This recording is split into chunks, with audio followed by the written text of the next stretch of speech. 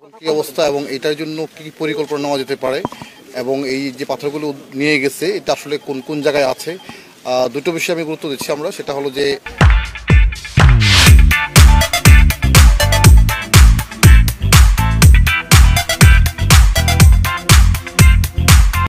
যে পাথরগুলো নিয়ে গেছে এই অঞ্চল থেকে যেন আর কোনো পাথর যাতে নিতে না পারেন, মানে এখান থেকে যারা নিয়ে গেছে বিভিন্ন জায়গায় লুকিয়ে টুকিয়ে রাখছে, সিলেট অঞ্চল থেকে যাতে আর কোনো পাথর যেতে না পারে বাইরে, সেই জন্য চেকপোস্ট কাজ করছে। সেটাকে আমরা একটু এনফোর্সিং করার চেষ্টা করবো।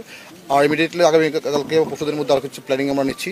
আমরা আশা করছি অল্প কয়েকদিনের মধ্যে ইনশাল্লাহ আগের অবস্থা ফিরে আসবে।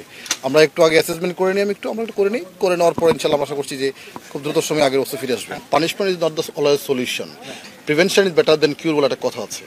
তো আমরা দেখি কি করা, যদি এখানে পানিশমেন্ট প্রয়োজন হয় তাহলে প্রচলিত যে আইন আছে সেই আইন মোতাবেক হবে, যে যতটুকু অপরাধ করবে সেই অনুযায়ী হবে। সেটা জেলও হতে পারে, বড় ধরনের শাস্তি হতে পারে, জরিমানা হতে পারে, যারা বেশি অপরাধ করবে তারা সেরকম হবে। এটা সুতরাং এইটা দেখতে হবে যে অপরাধের মাত্রা কতটুকু।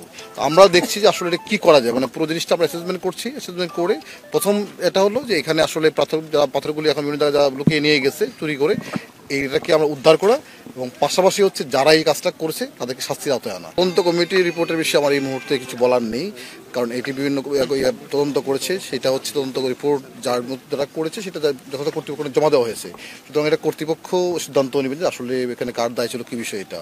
আমি একজন জেলা প্রশাসক, আমার দায়িত্ব হলো যে এটাকে দুটো বিষয়, একটা হলো যে এখানে যে পাথরগুলো চুরি হয়ে গেছে ইমিডিয়েটলি সেটাকে রিস্টোর করা, এবং সেকেন্ডলি হচ্ছে এখানে কারা কারা ইনভলভ হতে দেখে ব্যবস্থা নেওয়া যায়। আর থার্ড হচ্ছে ভবিষ্যতে এই ধরনের ঘটনা না ঘটে সেটার জন্য কি প্রিভেন্টিভ মেজার নেওয়া যায়, স্থায়ীভাবে সলিউশন করা যায় এটা। এবং যারা এই কাজটি করছেন তারা কেন করছেন সেটাকে আইডেন্টিফাই করা। আমি দেখি একটু সময় আমাকে দেন, আমরা চেষ্টা করি। আমরা দেখি একটু আগে অ্যাসেসমেন্টটা করি, আইডেন্টিফাই করি যে আসলে কোথায় উইকনেস আছে এবং কোথায় আমাদের কাজ করার সুযোগ ছিল, বা কোথায় সুযোগ আছে, বা কোথায় আমাদের সুযোগ তৈরি করতে হবে, বা কোথায় আমাদের কি এনফোর্সমেন্ট করতে হবে, বা কোথায় আসলে আমাদের স্ট্রেংথেনিং করতে হবে, সেটা একটু আমরা একটু অ্যাসেসমেন্ট করে নিই, সেই অনুযায়ী ব্যবস্থা নেব। একটু সময় আমাদেরকে দেন, আমরা আশা করছি এটা একটা স্থায়ী সলিউশন হবে।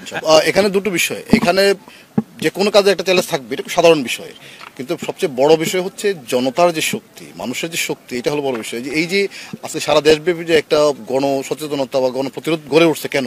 কারণ মানুষজন সবাই এটাকে কিন্তু মারাত্মক করে নিয়েছে, যে এই কাজটা অন্যায় করেছে এবং সরকার নিয়েছে। সুতরাং এই যে সরকার এবং জনগণ যখন পাশাপাশি থাকে তখন এই শক্তির কাছে কিন্তু কোনো গোষ্ঠীগত কোনো শক্তির কোনো পাত্তাই থাকে না। সুতরাং এইটা হলো বড় বিষয়, কারণ এখানকার যেটা হলো যে বেশি হয়তো যে কাজটি করছে হয়তো মুষ্টিমেয় কিছু লোকজন করেছে, কিন্তু বৃহত্তর জনগোষ্ঠী তারা কিন্তু সব এটা এগেনস্টে, সবসময় এগেনস্টে, সরকারের এগেনস্টে। তো আমরা দেখি এটা কি করা যায়। আমরা আশা করছি ইনশাআল্লাহ এটা সলিউশন হবে। উন্নয়ন তো একদিনের বিষয় না, এটা একটা পরিকল্পনার বিষয় আছে, স্থানীয় জনগণ অংশগ্রহণ বিষয় আছে, সক্ষমতার বিষয় আছে। দেখি আমরা আসলে কি করা যায়। যে আমরা আশা করছি যে হয়তো সব সমস্যা হয়তো একদিনে সমাধান করে ফেলা যাবে না, বাট একটা সময়ের সাথে হয়তো আমরা আশা করছি যে সমাধান করা সম্ভব।